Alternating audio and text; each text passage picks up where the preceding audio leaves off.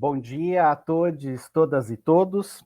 Esse é o primeiro seminário internacional de pós-doutorado do Programa de Pós-Graduação em História Social da Universidade de São Paulo, Brasil, coordenado pelas professoras Márcia Regina Barros da Silva e Elizabeth Cancelli, e organizado por elas, por mim, Marcos Veiga, professor Osias Paese Neves e professor Wanderson Chaves. Eu sou Marcos Veiga, pós-doutorando do Departamento de História ligado ao Programa de Pós-Graduação em História Social, e estou aqui para coordenar a mesa 16, a qual abro os trabalhos agora, que é da linha de História da Cultura e Cultura Material. Os participantes aqui que vão apresentar na sequência são Juliana Gesueli Meirelles, Nívia Pombo e Daniel Dutra. Os comunicadores terão entre 15 e 20 minutos para fazer as suas comunicações, e o público que nos assiste pelo site já pode ir colocando as perguntas, pois ao final das apresentações a gente vai, na medida do possível, respondendo os questionamentos, as provocações, enfim, as interações que o público tiver conosco. Sem mais delongas, eu vou passar então a palavra para Juliana Gesueli Meirelles, cujo título da comunicação é Horizontes Intelectuais da Cultura Joanina, o acervo real revisitado pela atuação do bibliotecário Luiz Joaquim dos Santos Marrocos. Juliana, muito bem-vinda, é um prazer te ver novamente, como sempre, e estamos querendo te ouvir ansiosamente para saber sobre o que você anda pesquisando. Um bom dia e um bom trabalho, boa comunicação.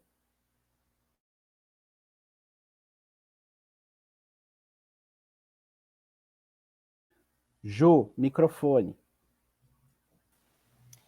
Muito obrigada, Marcos. Bom dia a todos, todos, todas. E é uma alegria estar aqui com vocês nesse primeiro seminário internacional de pós-graduação da USP, que eu venho trabalhando, né, como pós-doutoranda nos últimos 2 anos, desde 2019 até hoje, né, nesses últimos 2 anos, sob a supervisão da professora Iris Cantor, e que tem sido primeiro, que é uma alegria estar aqui e revê-los todos. Segundo, que também tem sido de grande potencialidade as descobertas da pesquisa, em diálogo com os meus colegas e, sobretudo, com a professora Iris. E hoje eu vou apresentar os resultados desse trabalho.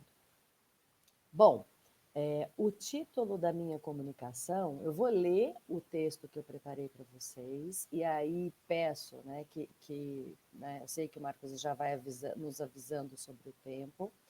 Então, o título da minha comunicação já mostra, né, um pouco dessa questão do Luiz Joaquim dos Santos Marrocos como um bibliotecário e um arquivista, um sujeito que chega ao Rio de Janeiro aos 30 anos de idade, em 1811, e produz, né, troca uma ampla troca de missivas com seu pai, principalmente com a sua família em Lisboa.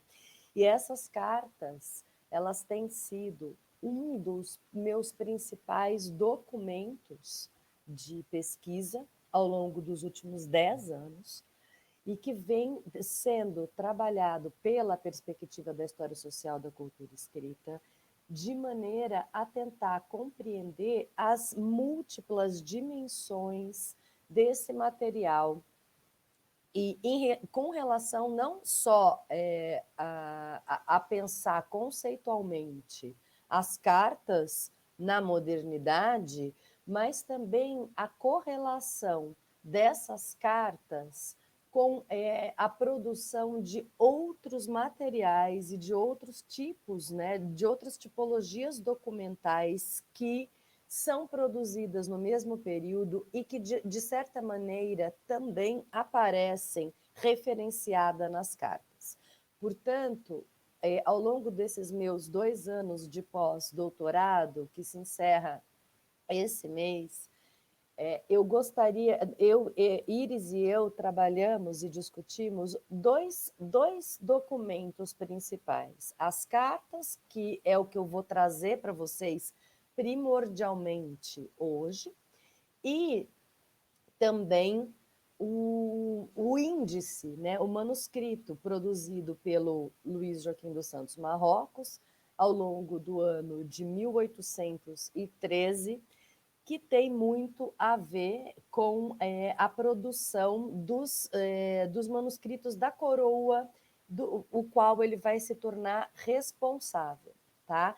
Hoje, pela questão do tempo, eu não vou falar explicitamente dos manuscritos, mas é importante a gente já parar também, a minha pesquisa para pensar, o Luís Joaquim como um sujeito que tem uma dimensão de sociabilidade política, sobretudo dentro da corte, que vai sendo tecida com diferentes sujeitos históricos dentro do Rio de Janeiro.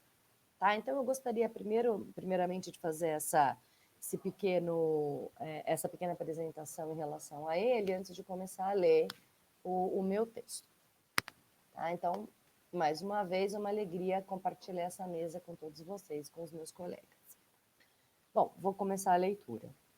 A chegada da monarquia portuguesa no Rio de Janeiro, em 1808, implicou em muitas preocupações, tendo tido a preservação do patrimônio literário atenção especial.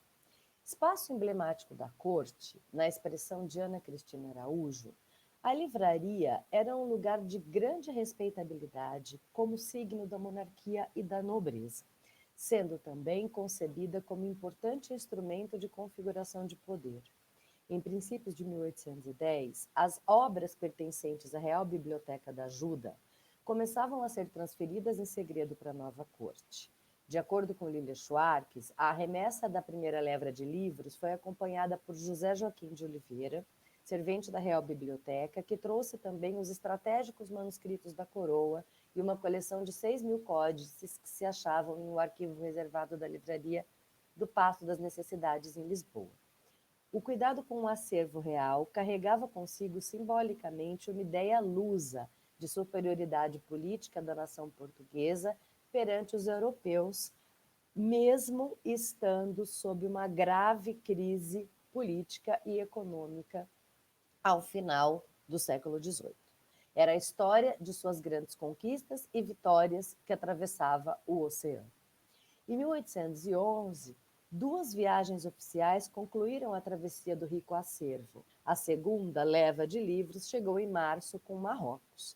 Já em setembro, este mesmo bibliotecário informa ao pai sobre a entrada dos últimos 87 caixotes de livros no Rio de Janeiro. Espera só um segundinho. No Rio de Janeiro, que vinham sob a responsabilidade de José Lopes Saraiva, servente da Real Biblioteca.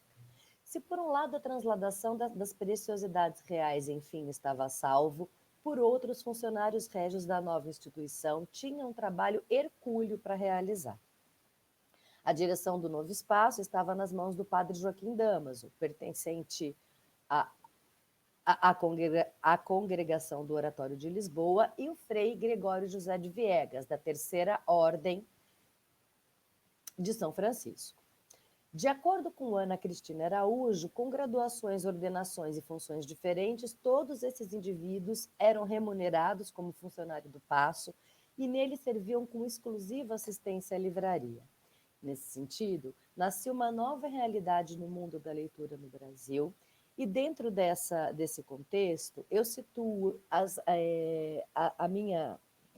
principais questões a serem examinadas aqui, a experiência do Luís Joaquim dos Santos Marrocos como súdito ilustrado, ajudante de bibliotecário da Real Biblioteca do Rio de Janeiro, no universo das letras, e arquivista da Sala de Manuscritos da Coroa. Seu trabalho, e no segundo momento, o seu trabalho cotidiano nessa sala de manuscritos, os quais, todos eles, colocam implicações sociopolíticas da sua atividade. Essas ambas proposições estão situadas principalmente a partir da sua prática de escrita de cartas para o Velho Mundo, que, como eu já referi, são compostas, de 10 anos aí de longas missivas entre pai e filho, principalmente, que acabou, né, esse corpus documental acabou por se constituir uma documentação privilegiadíssima do período joanino. Tá? Então, os 10 anos de experiência em Lisboa como praticante, né, ajudante do seu pai, né, o Francisco José dos Santos Marrocos, na Biblioteca da Ajuda, vai contribuir muitíssimo para que ele seja o escolhido a dedo pelo Dom João VI, para que ele venha ser aqui, né, um dos responsáveis pela formação e pelo cuidado do acervo real dentro da Real Biblioteca e dentro da sala de manuscritos. Importante referir que em Lisboa, a família Marrocos vai contar com a proteção do terceiro Marquês de Ângela e do primeiro Visconde de Santarém. No Rio de Janeiro, a proximidade dos primeiros anos do Marrocos esteve circunscrita ao Visconde de Vila Nova da Rainha, um dos homens de maior confiança do monarca, que juntamente com o influente Tomás Antônio Vila Nova Portugal, que se torna, no final do período joanino, em 1817, entre 17 e 21, o principal ministro da corte, era responsável por gerenciar a Casa Real. Dentre muitas das suas funções da nova corte, muitíssimo remuneradas, aliás, e aí eu estou me referindo ao Vila Nova da Rainha, destacam-se a de escrivão da Câmara e expediente da mesa de consciência e ordens. Com poucos meses no Brasil, o Luiz Joaquim informa ao pai, na carta número 5, que ele é remunerado pelo seu novo emprego, que estabelece-se com grandes honras e que tem grandes expectativas. Apesar de exaltar as benesses do futuro, do seu futuro cargo, ele declara ao pai uma obrigação que tem que guardar segredo. Então, ele não avisa ainda, nesse primeiro momento, o que ele vai fazer, né? Bom, mas de cara, né, ele já começa a estar dividido entre esses dois locos, a biblioteca e os manuscritos. E aí ele passa a conversar com o pai sobre os seus projetos. 3 meses mais tarde, ele vai noticiar a família sobre o que seria uma das suas mais nobres funções: ser o responsável por tomar conta e cuidar do arranjamento e conservação dos manuscritos da Biblioteca da Coroa Real, que quer que se permanecesse, né, da Coroa Real, e dos mais papéis, né, que se ordenassem para o futuro. Essa conquista de um cargo que ele mesmo vai dizer na carta 6, né, de grande importância e responsabilidade, necessitava de ajuda e experiência paterna para que o seu projeto fosse melhor arquitetado. Na carta 9 ele diz: tinha em grande gosto em que vossa mercê me remetesse em carta pelo correio uma cópia do sistema de classificação bibliográfica. Fecha aspas, né? E aqui ele se refere ao catálogo concretizado pelo Antônio Ribeiro dos Santos para a Biblioteca Pública de Lisboa. Além disso, a sua ascensão à nobre função contou com o intermédio decisivo do Visconde Vila Nova da Rainha, a quem Marrocos, pouco mais de um ano depois, na carta número 33, chamaria decididamente de o meu protetor e amigo, que lhe dava prova pública de amizade, saindo em sua defesa contra alguns dos seus detratores que, abre aspas, me atiram fortemente, fazendo-me triunfar deles. E aqui eu gostaria de abrir para vocês um pequeno parênteses que se referencia, sobretudo, à relação com Vila Nova da Rainha. Se nos primeiros anos o Marrocos vai considerá-lo como grande protetor, amigo, decididamente amigo, que lhe abre caminhos para a sua ascensão no universo público da corte, ao final do período, em 1819, ele inclusive já vai dizer ao pai, né, sobre a questão de que ele tem se tornado o seu inimigo, tá? Então, tem aí uma transformação muito importante dessas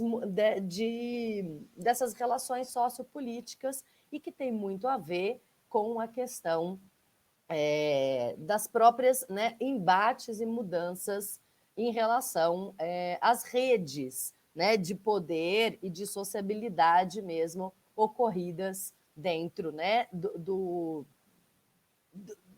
alto escalão governamental vinculado aos locos de cultura relativos ao Dom João VI, tá? Ao gerenciamento. Tá? Para além do Visconde da Rainha ser o principal afeto de Luís Joaquim no universo da sociabilidade nesses primeiros anos, era também o responsável pelo gerenciamento dessa sala de manuscritos, como pela entrega das encomendas pertencentes ao mundo da arte e da cultura, escrita às mãos de Dom João. Em janeiro de 1812, Marrocos contava ao pai sobre o início da sua nova atividade. E aí eu vou ler rapidamente uma fala aqui, né, dele.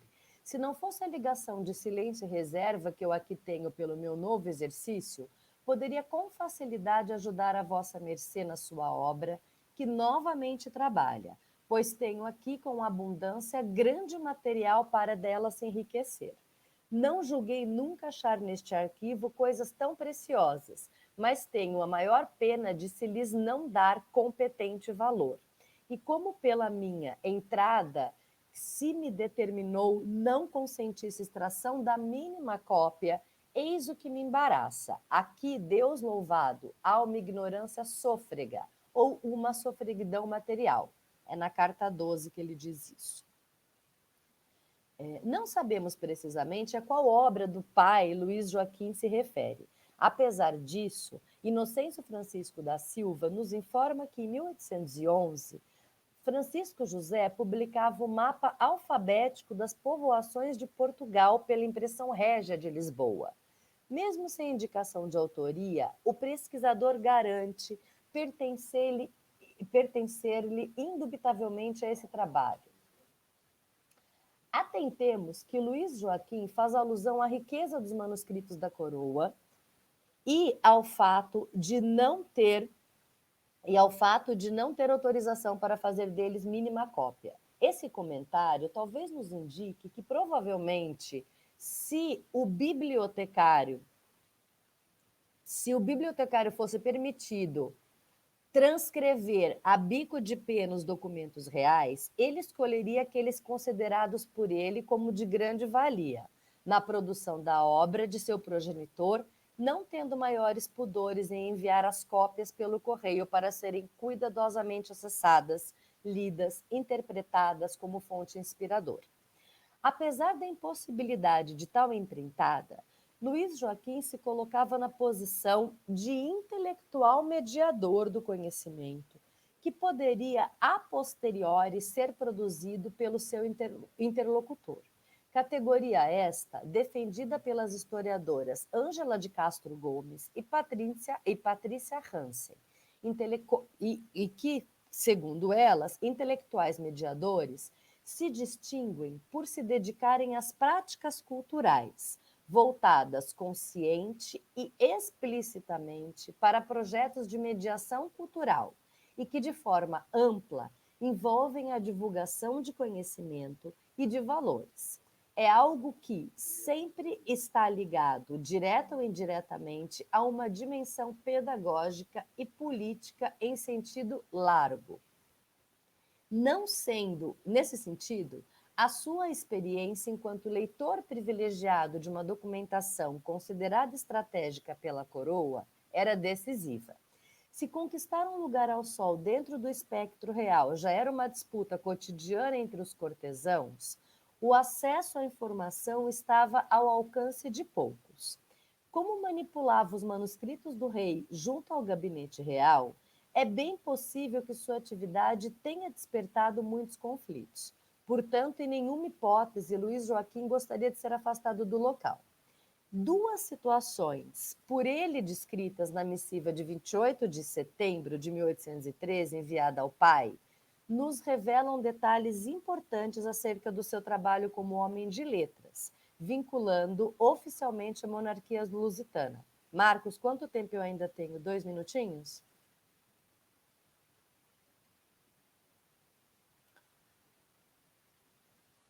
A primeira... Fale, diga. 3 minutinhos. 3? Então dá tempo de eu terminar, pelo menos ler a missiva, e depois a gente pode refletir na discussão sobre ela. A primeira delas refere-se à sua preocupação na seleção dos manuscritos que ela deveria compor a seleção real, a compor a coleção real. Diz ele: tenho insinuação muito eficaz para pedir a vossa mercê um favor de indagar com a possível averiguação se na livraria do bispo inquisidor Dom José Caetano da Silva Coutinho existe um livro manuscrito com folho intitulado Festas Reais, Festas e Funções Públicas da Corte, encadernado em marroquino vermelho e muito asseado, e isto com toda a reserva e segredo, por ser de grande e superior empenho. Em qualquer parte onde vossa mercê o puder descobrir, fique-lhe debaixo do olho e se digne de me avisar imediatamente na primeira ocasião, para se dar-lhe outras providências necessárias. A solicitação que Marrocos faz ao pai parece ser de grande relevância para o seu trabalho dentro da sala de manuscritos. Mais do que pedir urgência e total discrição a Francisco José nessa diligência, Luiz Joaquim descreve em detalhes a composição do material do manuscrito, demonstrando conhecer inclusive a qualidade da produção no que tange ao conteúdo, mas também no que diz respeito à conservação do escrito. Tamanho conhecimento e cuidado na averiguação de onde poderia estar localizado o manuscrito indica-nos que, muito provavelmente, esse tenha sido uma súplica especial vinda diretamente do príncipe regente, que possivelmente conhecia o teor do documento e como este poderia inspirar-lhe na condução dos festejos públicos da nova Corte do Rio de Janeiro. E, como sabemos, essa temática, festas em funções públicas da Corte, foi de capital importância para o fortalecimento das monarquias absolutistas na Idade Moderna e no diálogo com os súditos no espaço público. Tá? E aí, finalizando, eu só vou ler o outro pedido e depois, na nossa fala, na nossa discussão, a gente discute as diferenças de um pedido para o outro. Ao fim desta primeira e tão sigilosa solicitação, prossegue.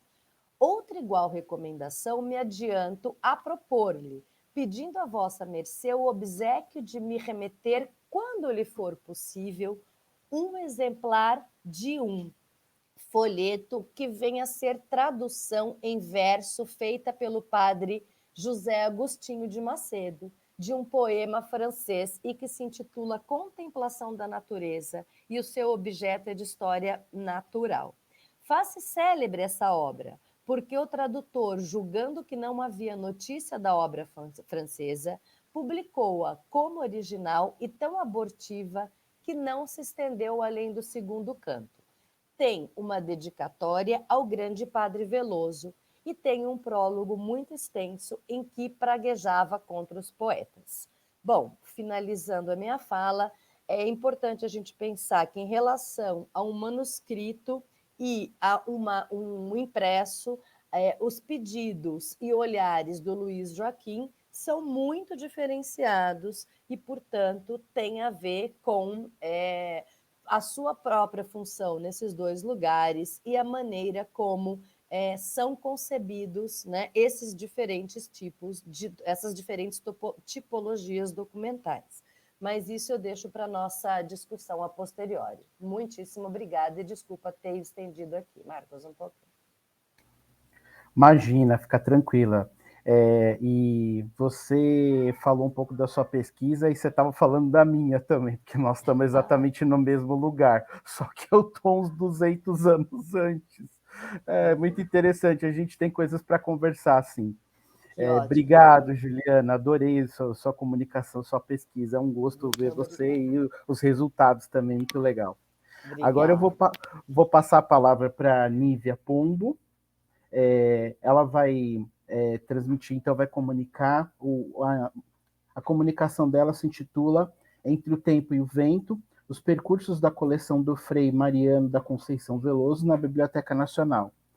Nívia, muito bom dia, muito obrigado em tê-la conosco, estou muito interessado também em saber essas notícias aí do Frei Veloso, que é uma figura que sempre nos interessa, né, a gente que é dessa área, e queremos ouvi-la. Bom dia, boa comunicação e vamos ver o que o Frei Veloso nos traz de novo, o que você nos traz de novo a respeito do Frei Veloso. Obrigada, Marcos. Bom dia a todos que estão aqui, né, ouvindo as nossas comunicações. Eu gostaria de iniciar agradecendo e saudando a iniciativa da organização do Seminário Internacional de Pós-Doutorandos, o acolhimento muito simpático do Marcos Veiga e a oportunidade de apresentar mais uma vez um trabalho com a querida Juliana Meirelles e a oportunidade de conhecer o trabalho do Daniel Dutra. Como vocês devem ter observado, eu alterei o título da minha comunicação.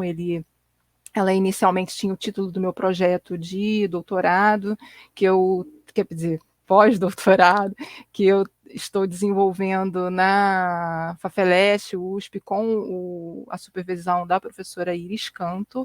Essa alteração foi em virtude das dificuldades, né, que a pesquisa encontrou frente à pandemia.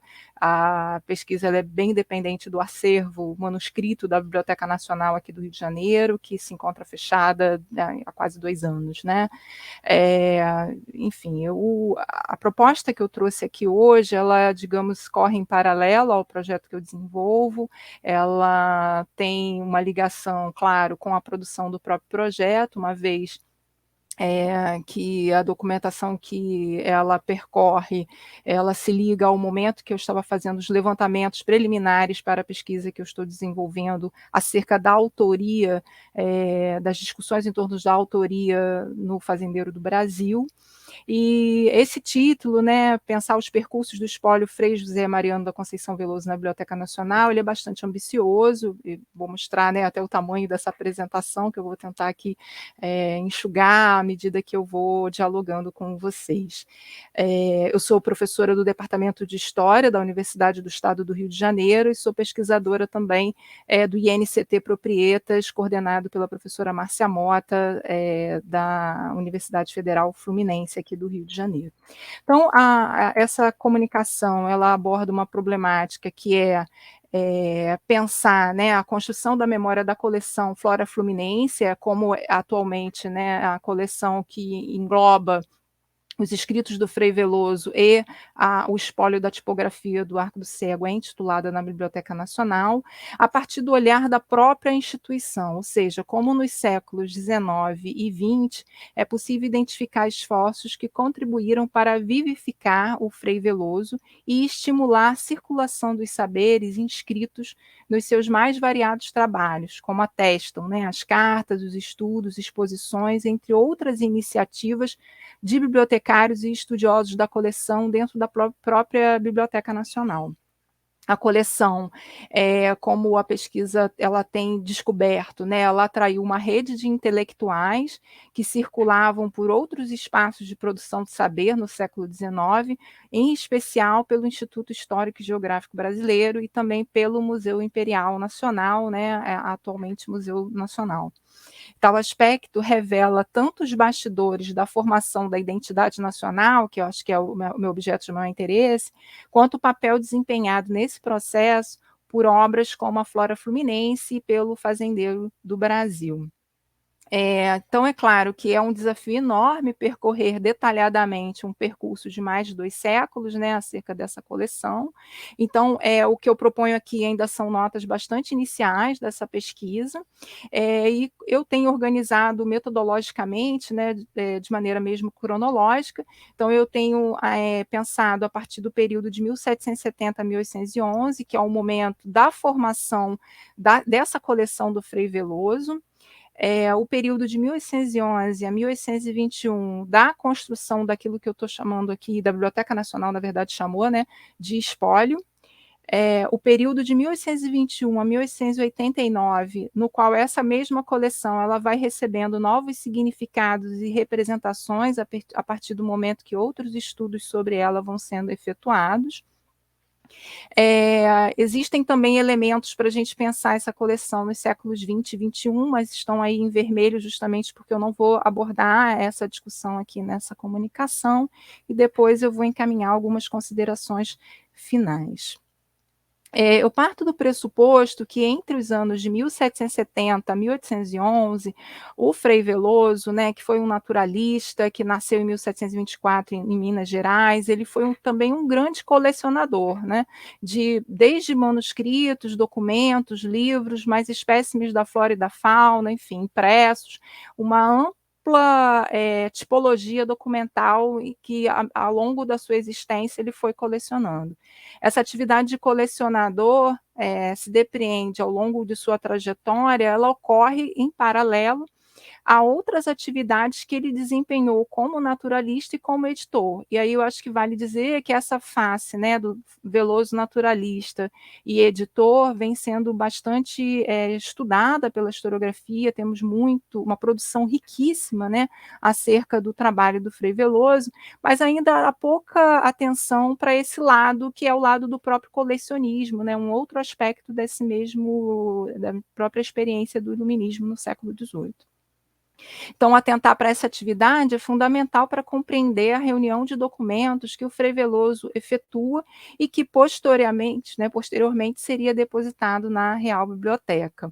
Então, a própria documentação do Veloso, né, as cartas que ele, período de 1770 a 1811, as suas correspondências, elas dão várias pistas, né, dessa experiência de colecionador. Eu trouxe aqui alguns documentos, eu vou ler só o primeiro, né, no qual ele diz: com igual prevenção vieram os pássaros, insetos, peixes e animais, de forma que nenhuma outra parte tem vindo tão perfeitos, né? Veloso, ele era tido como diligente professor que remete tantas belas e bonitas produções para Lisboa.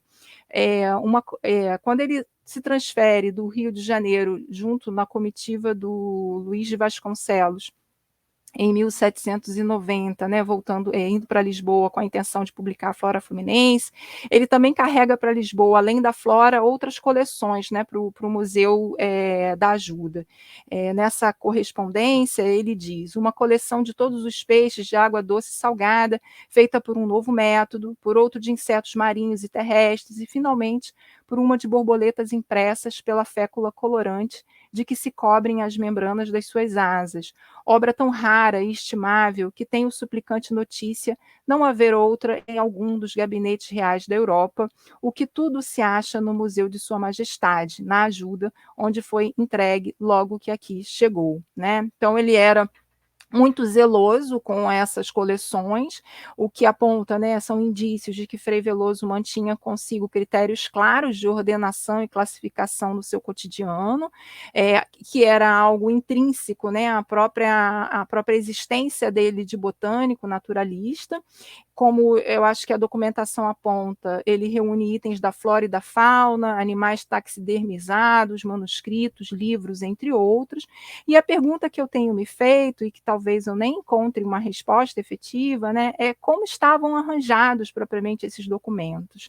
É possível identificar a forma como o próprio Veloso lidava com os registros que reuniu ao longo da sua vida? E aí eu acho que as pistas que nós temos levam justamente para uma outra percepção, que apesar dele ser, né, um ordenador da natureza, Veloso ele viveu no seu cotidiano uma grande dispersão em relação a tudo aquilo que ele reuniu, né? Então eu até chamo a atenção para essa ironia, né, de que o homem que passa a vida coletando e ordenando o mundo da natureza provavelmente viveu sob uma grande dispersão de seu acervo.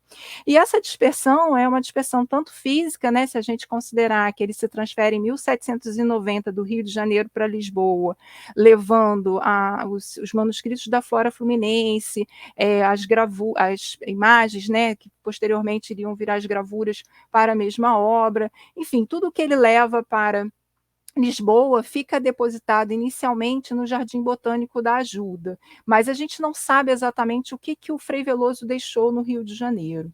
Em um outro momento, né, em 1797 ou 1798, a gente não tem muita certeza, o Frei Veloso ele se muda do Jardim Botânico da Ajuda para a casa de Dom Rodrigo de Souza Coutinho, o Palácio de Arroios. E aí é mais uma pergunta, né? Do que ele transfere do Real Jardim Botânico da Ajuda para a residência de Dom Rodrigo de Souza Coutinho.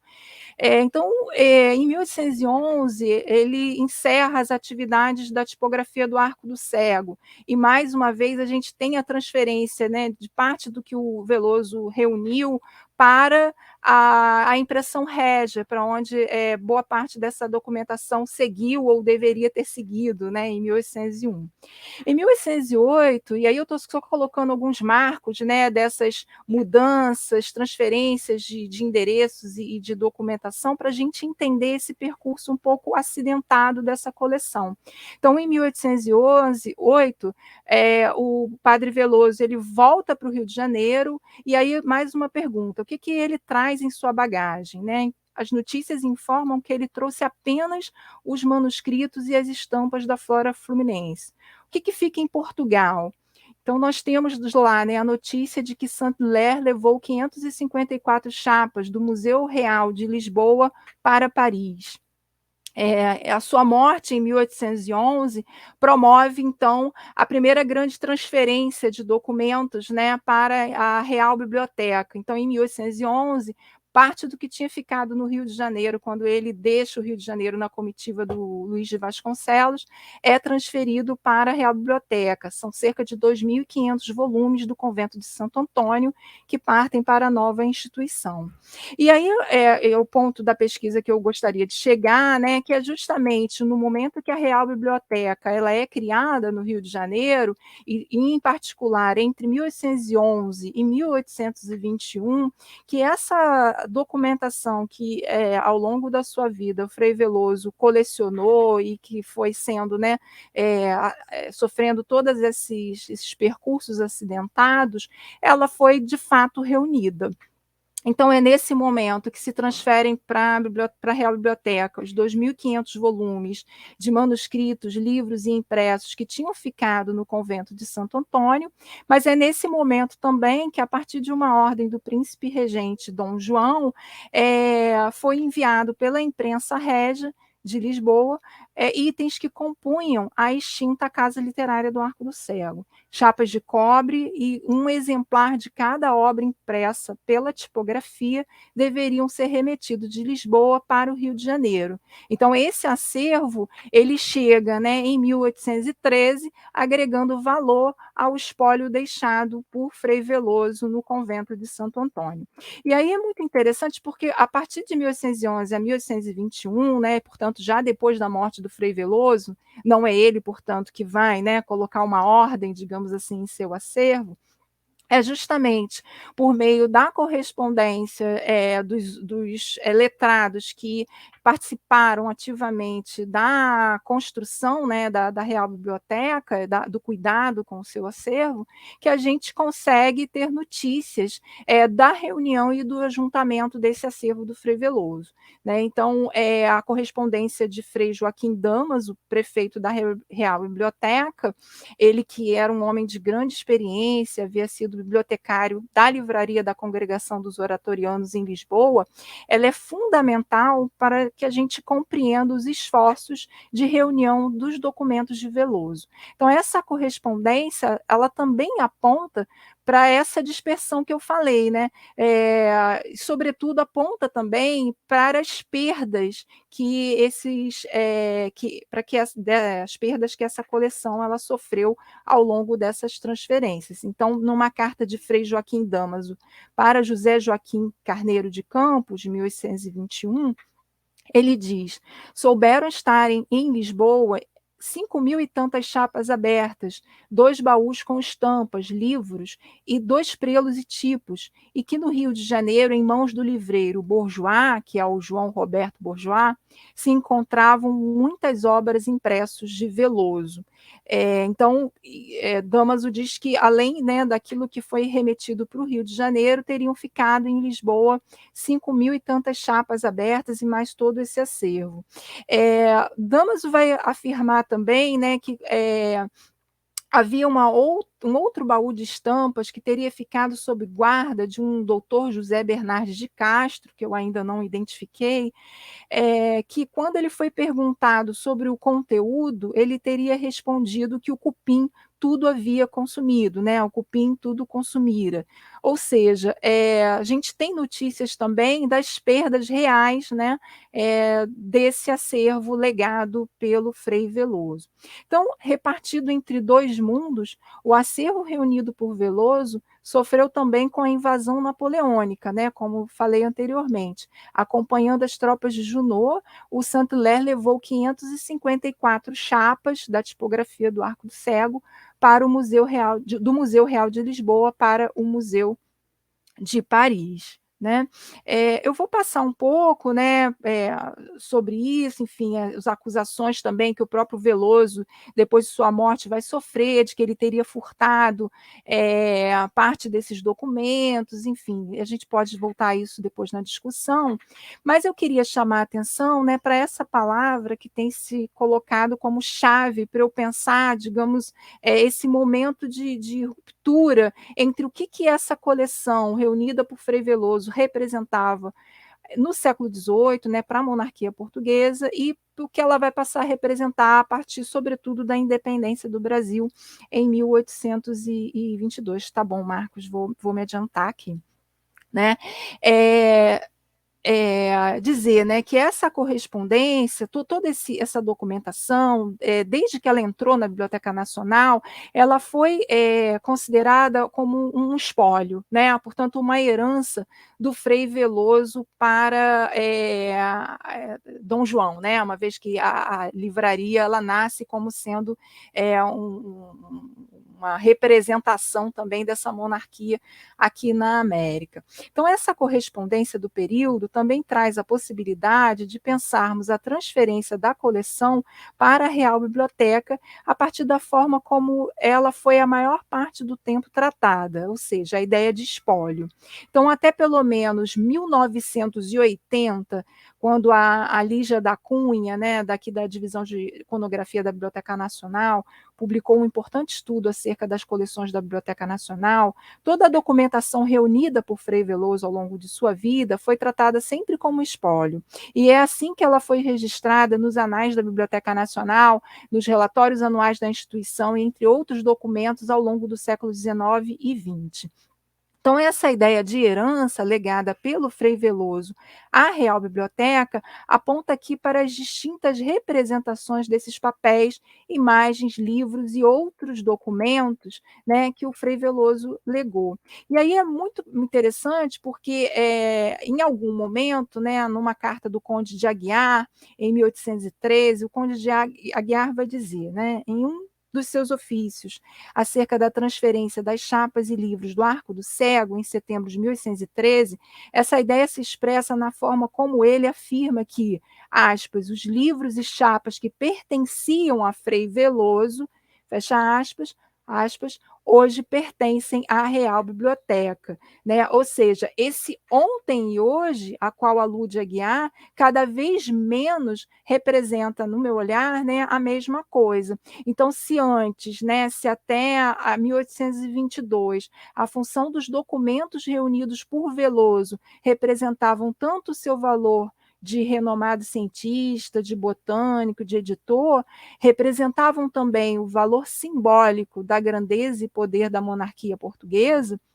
A partir de 1822, essa coleção ela vai ganhar novas interpretações, né? E aí, para encaminhar um fechamento, né, eu gostaria só de lembrar as ações que entre 1822 e 1889 é possível que a gente identifique, né? Então, o tema da natureza continua, ele segue como sendo um elo fundamental entre os trabalhos realizados pelo naturalista Veloso e as discussões sobre sobre os potenciais da natureza da jovem nação imperial do século XIX. Esse papel não passa despercebido pelos funcionários da Biblioteca Nacional, né? Vale lembrar também que em 1831, sob os auspícios do imperador Dom Pedro I, a gente vai ter a primeira edição da Flora Fluminense.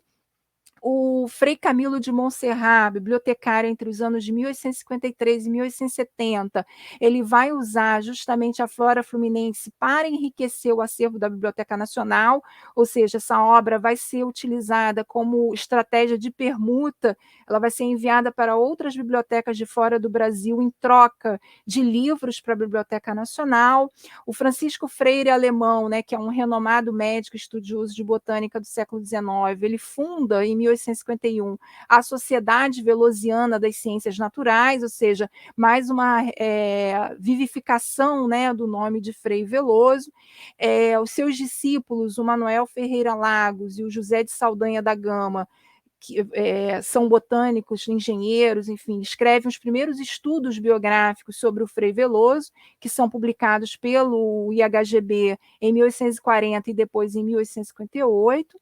Enfim, é possível ir mapeando, né, vários desses intelectuais que vão consultando essa documentação e construindo também, né, essa noção de identidade da natureza durante o período imperial. Eu não citei aqui, mas o José de Alencar também, um ano antes de publicar o Guarani, consulta também essa documentação do Frei Veloso. Enfim, são vários indícios que a pesquisa vem levantando para pensar justamente quais são as representações que essa coleção reunida por Frei Veloso ao longo da sua vida vai ter no século XIX, né?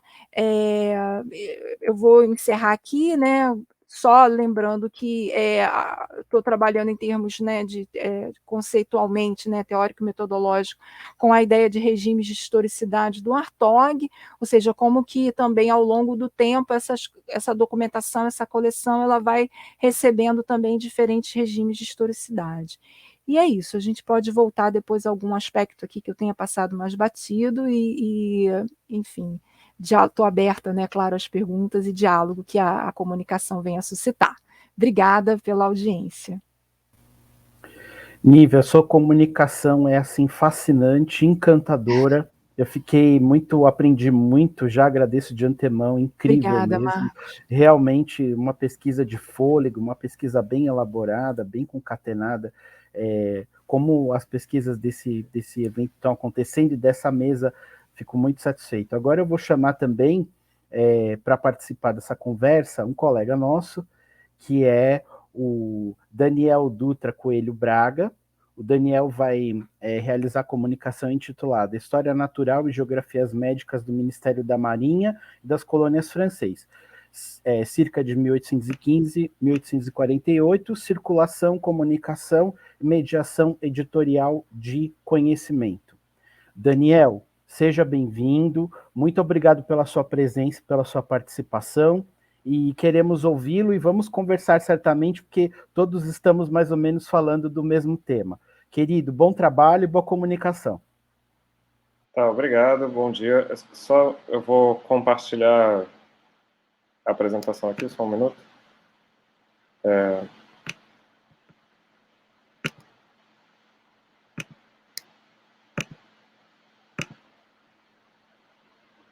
eu vou tentar fazer isso aqui.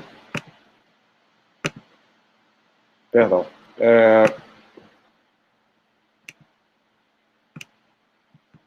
Antes eu havia conseguido colocar o modo de apresentação, mas agora eu não estou conseguindo. Vocês conseguem ver o PDF? Sim, perdão. Estamos vendo sim, Daniel. Pode seguir. Agora, tá agora ótimo, eu consegui colocar. Tá. Isso. Bom, então, bom dia. Queria agradecer principalmente a comissão organizadora. Eu vou colocar o cronômetro aqui no meu celular também, para ter uma ideia do tempo. Infelizmente, eu não pude prestigiar totalmente o evento em função de algumas incompatibilidades de cronograma. Eu participei de um concurso recentemente, enfim. Mas queria agradecer a oportunidade. Queria só aproveitar também para comentar um pequeno ruído de comunicação que houve, na verdade, esse título, História Natural e Geografias Médicas, ele é o título do projeto de pós-doc de um modo geral. Quando eu preenchi o Google Forms, eu acabei colocando esse título, né, no Google Forms do formulário de inscrição. E no e-mail que eu havia colocado o título da comunicação em SICS, que é, na verdade, Circulação e Mediação Editorial de Conhecimento Cartográfico no Ministério da Marinha e das Colônias, francês, notas de pesquisa.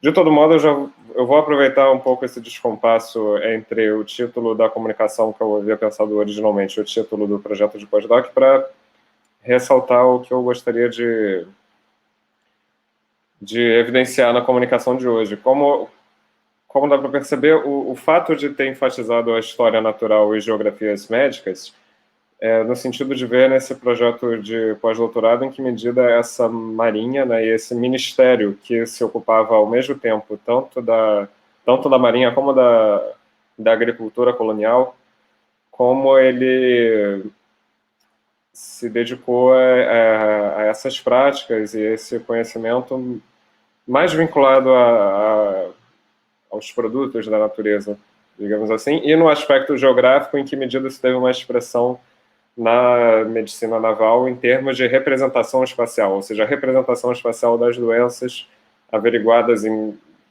fosse em função dessa administração colonial, fosse em função das viagens, dos deslocamentos, das expedições. O problema é que tanto um tema como o outro, né, tanto o tema da história natural como o tema das geografias médicas, eles interagem com esse tema mais amplo, ao qual eu estou me referindo por meio dessa ideia de conhecimento cartográfico, que é um ponto que eu tenho que lateralmente sempre contemplar, né, justamente para dar conta das especificidades das condições de navegação, dos projetos de navegação e desses aspectos mais amplos do Ministério da Marinha em relação à circulação e mediação de conhecimento. Perdão, eu não sei se as notificações que eu tenho no computador aparecem quando... Enfim.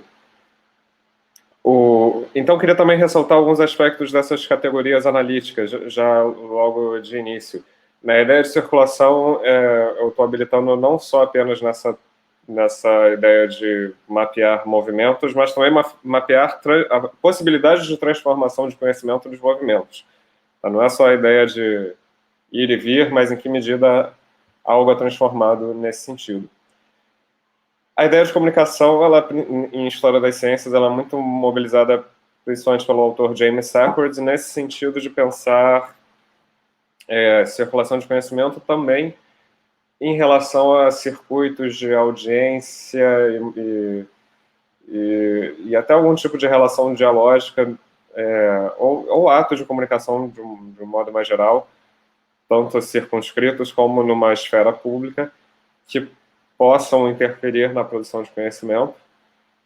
E a mediação editorial é simplesmente essa categoria já bem mobilizada na história cultural, tenha sido pelo Roger Chartier, ou anteriormente, na verdade, pelo Donald Mackenzie, nessa questão de uma sociobibliografia de textos que, em relação aos acervos da Marinha e das colônias, se mostrou assim, realmente uma... É preciso ter uma sensibilidade sociobibliográfica para esse tipo de material.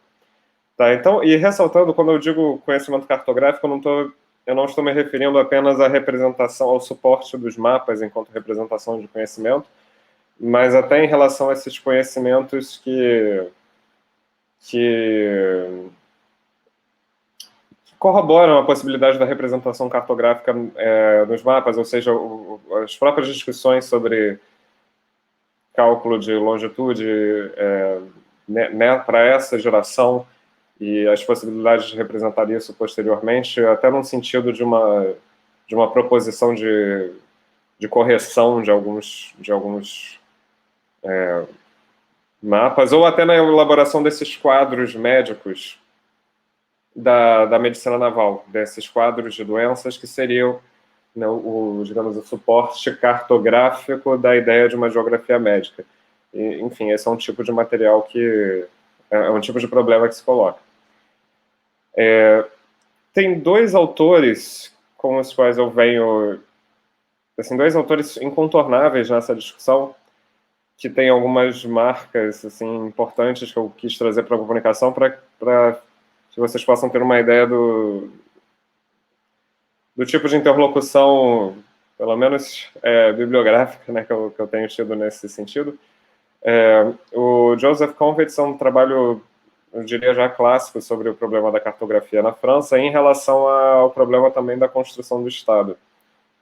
Esse autor, assim como uma série de autores, digamos, anglófonos, que se dedicam a essas especificidades da construção de conhecimento na França, eles ressaltam muito o peso do Estado na produção desse conhecimento, quase que como uma diferenciação, né, de uma certa tendência a uma iniciativa privada em circuitos britânicos, principalmente.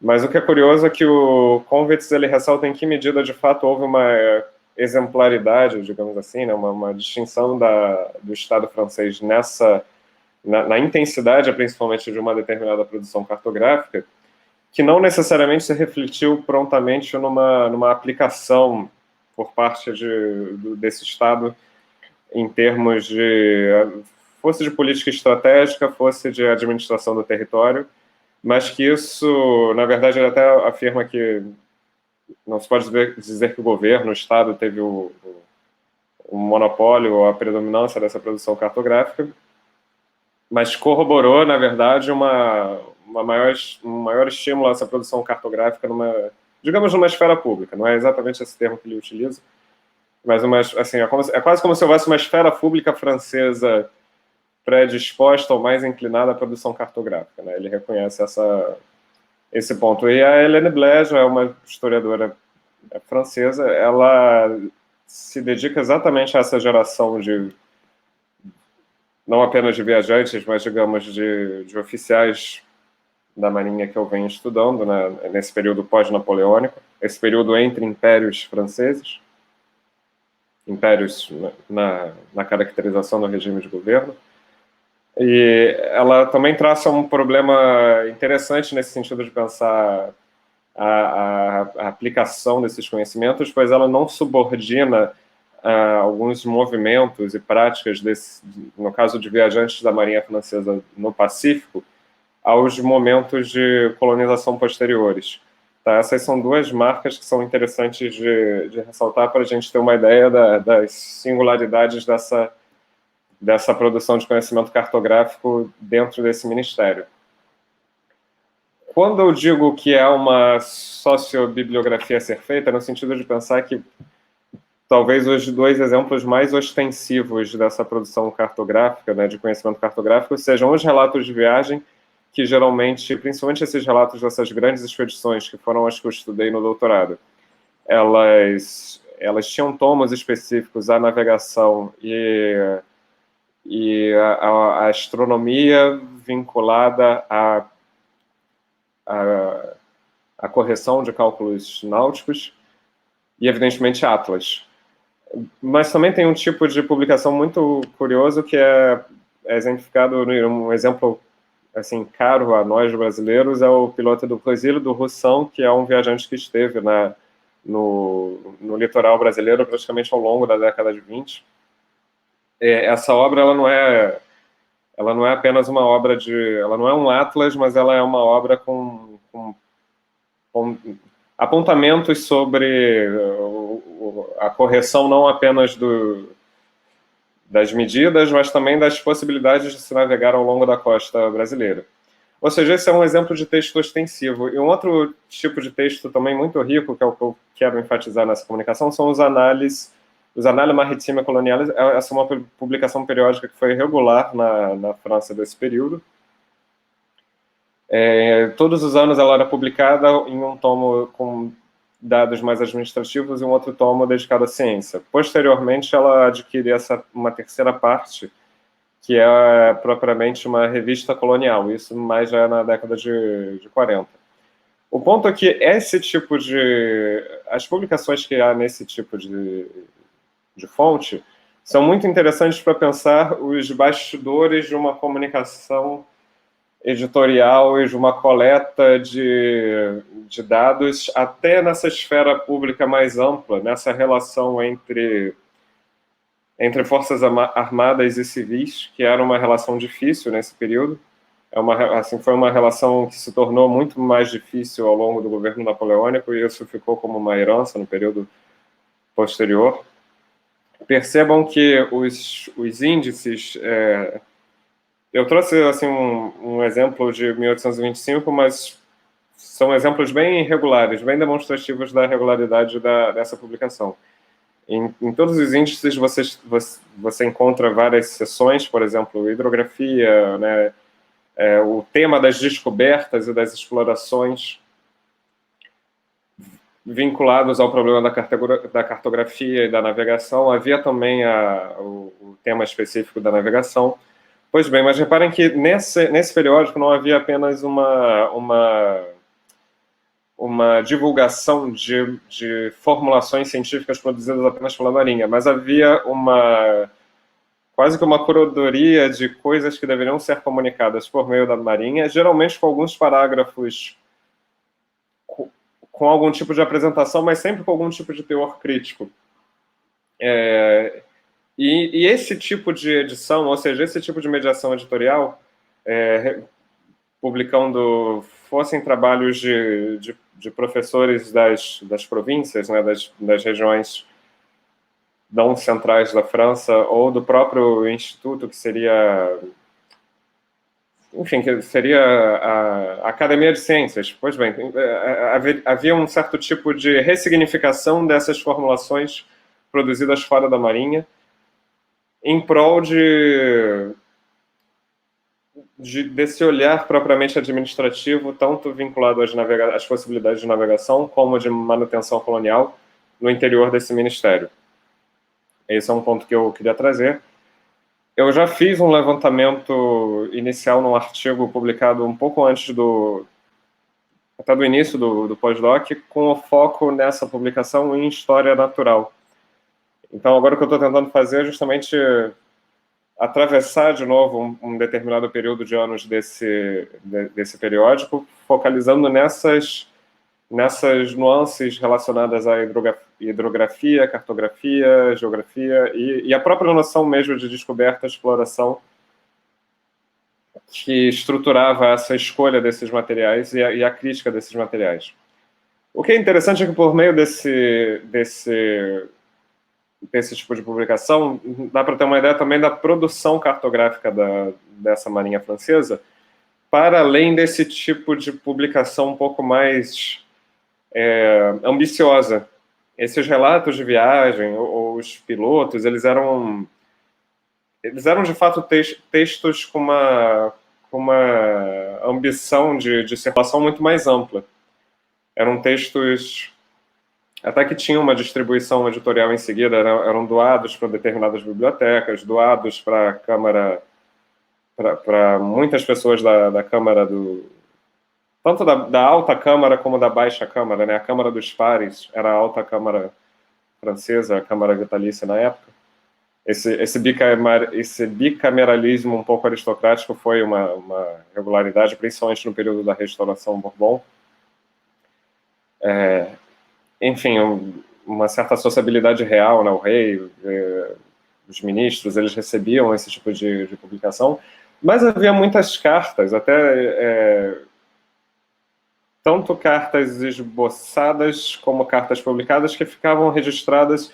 Na verdade, o termo aqui não seria o melhor termo não seria publicado, seria assim, essas cartas que elas constituíam um certo tipo de patrimônio cartográfico desse ministério, mas elas tinham principalmente uma circulação interna muito forte. Esse é o ponto que é interessante de mapear as evidências dessa produção, que era divulgada por meio de periódicos como principalmente, né, no caso da Marinha, os Annales Maritimes Coloniales. E aí um caso que eu queria trazer para vocês, que é um caso, o caso ao qual eu tenho me dedicado mais, é um caso, inclusive, que eu levei para a comunicação da UNPU esse ano, e aí eu vou aproveitar esses 5 minutos finais para comentar também sobre a logística da pesquisa. né? Esses manuscritos eles foram fotografados nos arquivos nacionais, os arquivos nacionais do Outremer, são os arquivos ultramarinos franceses, que eles guardam uma documentação produzida principalmente em espaços coloniais. Então é curioso que a divisão dos arquivos, existe uma divisão entre marinha e colônia posterior, decorrente da divisão posterior disso no Estado francês, que condicionou a distribuição dos arquivos. Mas na interação desses atores, como era um ministério só, isso era um pouco mais difuso. Isso sem falar nas interações entre os diferentes ministérios, né? Ministério de Instrução Pública, Ministério de Comércio, de Assuntos Estrangeiros. Pois bem, então, existe um pouco essa divisão arquivística relacionada aos arquivos ultramarinos, que desde os anos 50, 60 foram transferidos, eles foram centralizados na metrópole francesa. E houve essa expedição do Tardy de Montrevel, que foi um viajante da Marinha Francesa, que ele fez parte desse tipo de grande expedição de volta ao mundo enquanto oficial de mais baixa patente no início da sua carreira. Em seguida, ele fez a sua própria expedição nos rios amazônicos, que era um problema vinculado à gestão colonial da Guiana. O que é interessante é ver como houve uma produção cartográfica não publicada dessa expedição, bem como o próprio relato, os relatórios manuscritos que foram arquivados em função dessa expedição. Isso aqui realmente foi assim, um achado que eu pude fotografar em janeiro de 2020, um pouco antes da pandemia. Mostra bem como havia também todo um registro de conhecimento náutico e cartográfico, em grande medida manuscrito, ou em grande medida nesse registro dos esboços, que ele foi produzido, ele foi arquivado, não necessariamente ele recebeu esse grande tipo de publicação de luxo, né, mais ambiciosa, mas ele permitia depois a articulação de cartas, que percebam que houve uma série de cartas e planos produzidas pelo Tardy de Montrevel, que foram organizadas quase como um tipo de resposta, de articulação ao esforço que o Roussin, esse viajante aqui, havia feito cerca de 20 anos antes. Então havia essa articulação de uma ciência normal, digamos assim, no interior dessa marinha, que mesmo que ela não se exprimisse por meio de grandes publicações, ela continuava rica no interior da marinha francesa. Infelizmente, esses mapas, os códices com esses tipos de produção, eu não pude consultar ainda, né? Eu consigo ver as publicações digitalizadas que fazem referência a esses mapas. E é possível averiguar em quais códices seria possível encontrar esse tipo de mapa. Mas, pelo menos, foi possível fotografar um pouco os ensaios dessa produção ao longo da expedição. E como o relatório fazia uma descrição dessa especialização desses fatos médicos, tanto em relação às doenças, na sua relação com os lugares, como na sua relação com os viajantes, com a experiência da viagem em si. Quando eu levei esse caso para Ampul, foi num simpósio de história ambiental, então eu focalizei mais na interação com as plantas e com o espaço local, e não tanto nessa gestão posterior da comunicação da viagem. Mas é interessante pensar que para a hipótese de pensar as geografias médicas desse ministério, esse tipo de material ele é muito rico também. Então, algumas considerações preliminares, assim, que o projeto, o pós-doc, ele foi oficialmente iniciado em na virada de 2020 para 2021. Mas então, assim, eu ainda estou num registro preliminar de algumas hipóteses, embora o projeto se alimente um pouco dessas tentativas feitas ao longo de 2020, que foi um ano bem complicado.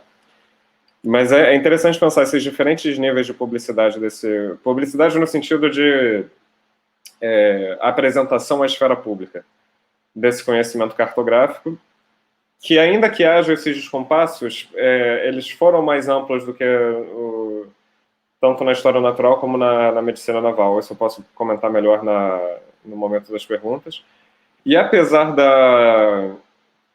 dos atritos, né, entre oficiais e civis, houve essa interação entre esses campos científicos. Por mais que houvesse um campo propriamente de oficiais entrando na ciência, havia uma comunicação contínua e eu diria até mediações editoriais complementares que corroboravam essas formulações científicas a ponto de haver uma circulação de fato, ou seja, do conhecimento se transformar ao final de todo esse processo.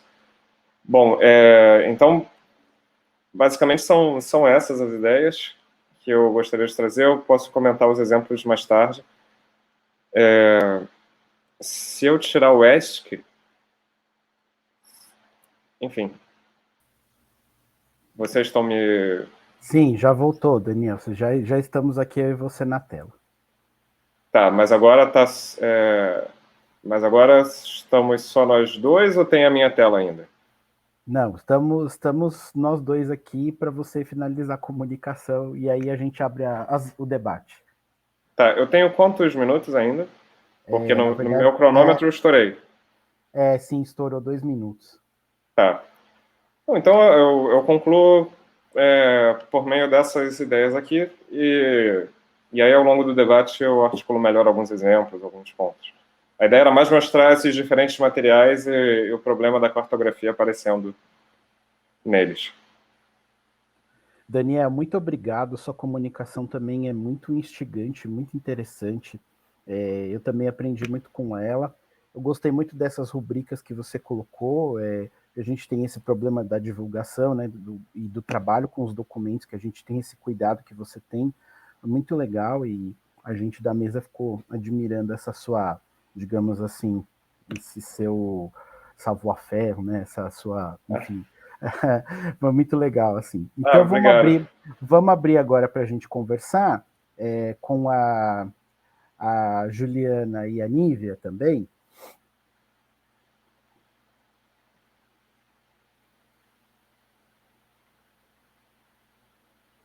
Cadê a Ju? Será que a Ju está aí ainda? Tá. Eu vou... a Juliana está entrando.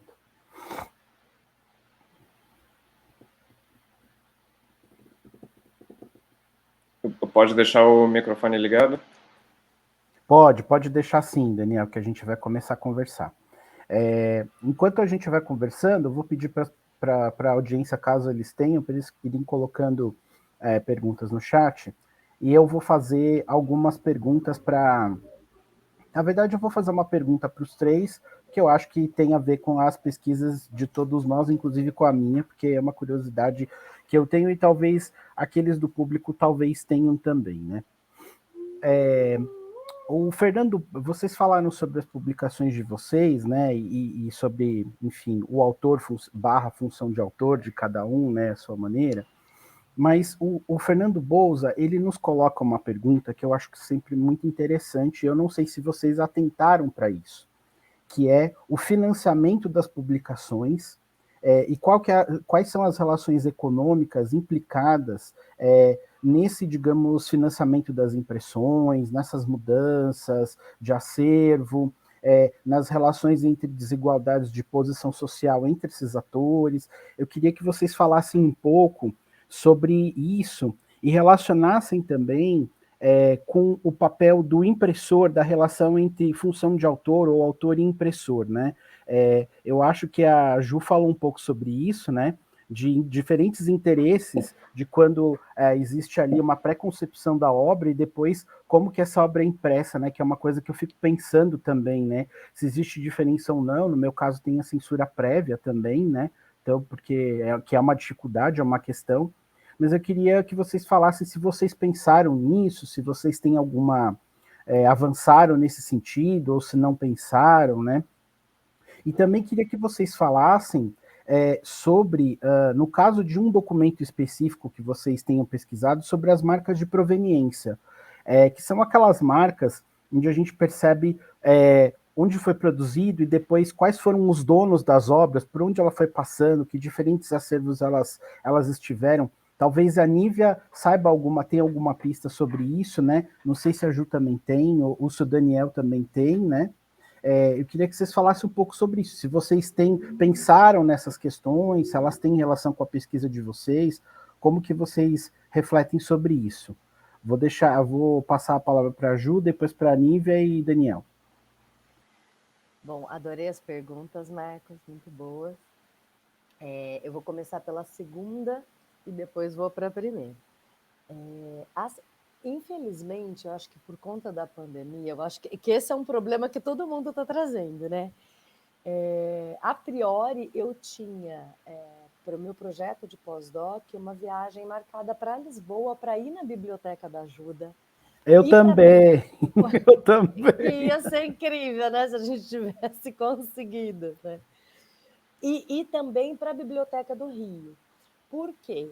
Então, até para ver justamente essa questão dessas marcas de provenientes. Que, no caso da coleção das cartas do Marrocos, todas elas, eu tenho as estudado através da publicação que foi feita pela Biblioteca Nacional de Lisboa, então, que é aquela coleção do livro e tal, então, impressa, né? Mas a minha curiosidade macro é justamente ir na Biblioteca da Ajuda para ver o maço das cartas guardadas pelo pai dele e aí pensar toda essa questão, né, das marcas de proveniência, da produção e dos diferentes acervos que ela vai circulando. Da mesma forma, mas não impossível da gente ter conseguido fazer isso. Então, não tenho ainda. Da mesma forma, eu fico pensando o inverso, porque o Marrocos, e agora pensando como um sujeito extremamente cauteloso e que tinha a organização como uma das suas principais balizas de trabalho dentro desses blocos de cultura, é estranhíssimo, penso eu, que as cartas que ele recebe do pai, ninguém nunca tem achado. Né? Eu acho assim muito nem estranho, nos surpreende, né? E aí, quer dizer, eu tenho vontade de ficar uns 2 meses no Rio só mapeando todo essa né, a sessão de manuscritos para ver se a gente acha essas cartas, porque eu tenho certeza que elas estão por ali. Agora, eu vou.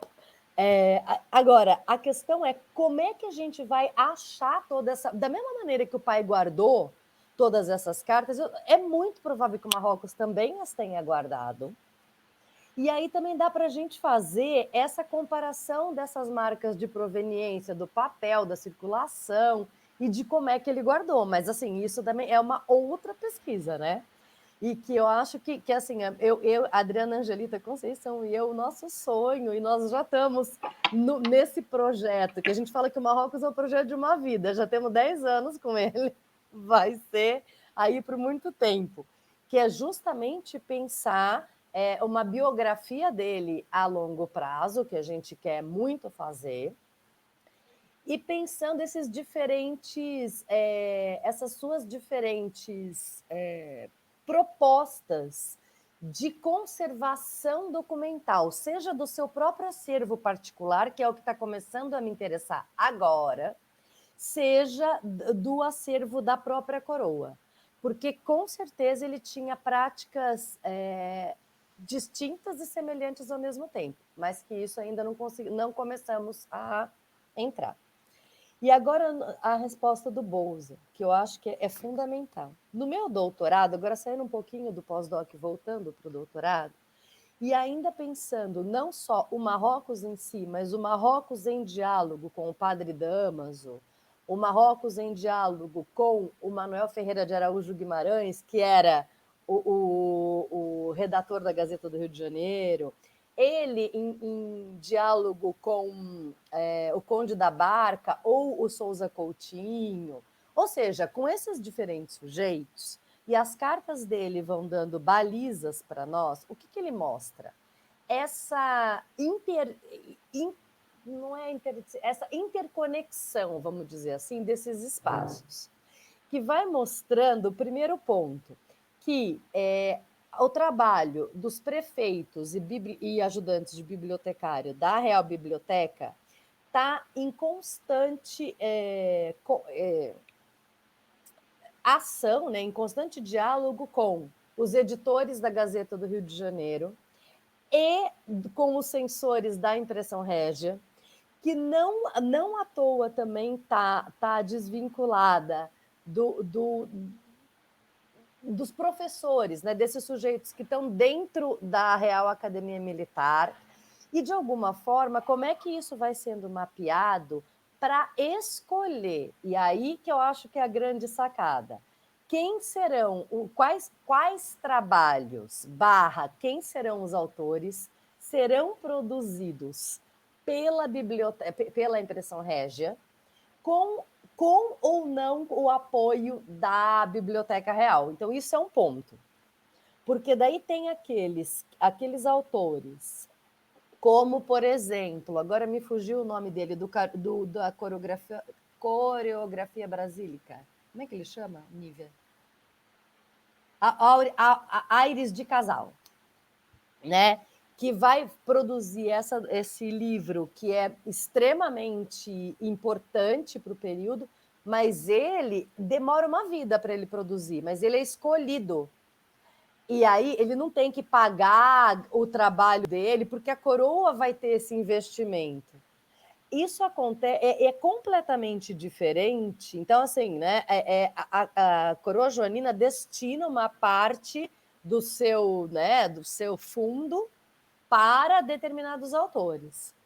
Outra coisa completamente diferente são aquelas subscrições públicas de diferentes poetas, autores, etc., que mandam, né? Eles colocam na Gazeta do Rio de Janeiro, na seção de avisos, para que eles consigam apoio financeiro para mandar para a Impressão Régia, para passar por uma seleção, e demora uma vida para ser ou não publicado, porque também tem que passar por uma hierarquia desses sujeitos, e sobretudo pela questão da censura, para ser ou publicado ou não. E as cartas do Marrocos mostram muito esse processo, né? De que as brigas e discussões entre esses sujeitos, que são aqueles que são homens do Estado e que muitas vezes são protegidos por interesses da coroa, e que a coroa, inclusive, o físico-mor, eu sou ruim para nome, gente, de cabeça, né? O Vieira vai ser... O primeiro livro da Impressão Régia sai em 1808 e é pago pela coroa, e sai super rapidinho, pelo físico-mor, porque a temática sobre salubridade das cidades é fundamental, né? Então, não tem problema nenhum. Agora, tem aqueles que ficam mandando cartas, e o Marrocos comenta com o pai que faz 3, 4, 5 anos que eles estão querendo aí, e estão esperando sair, porque foi aprovado, mas nunca sai.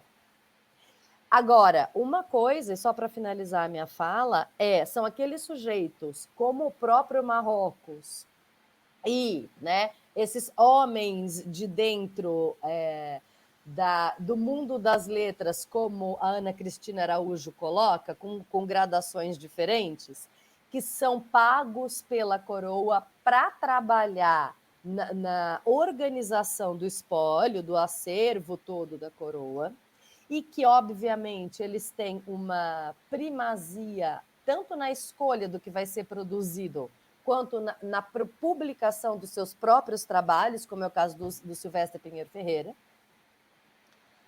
Agora, e isso daí é completamente diferente daqueles outros que querem muito ter viabilidade no mercado editorial, mas que não fazem parte desse grupo seleto.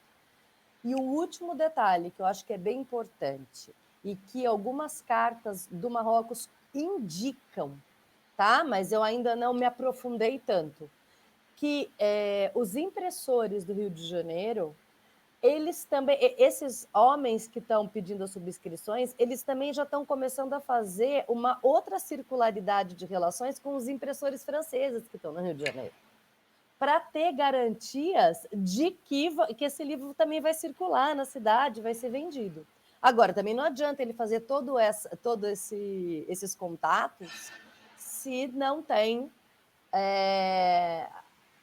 a garantia, né, efetiva da publicação. Então, isso existe, muito provavelmente é um conflito imenso que acontece ali, que as cartas do Marrocos começam a mostrar, mas que ainda não tive tempo de investigar com mais profundidade.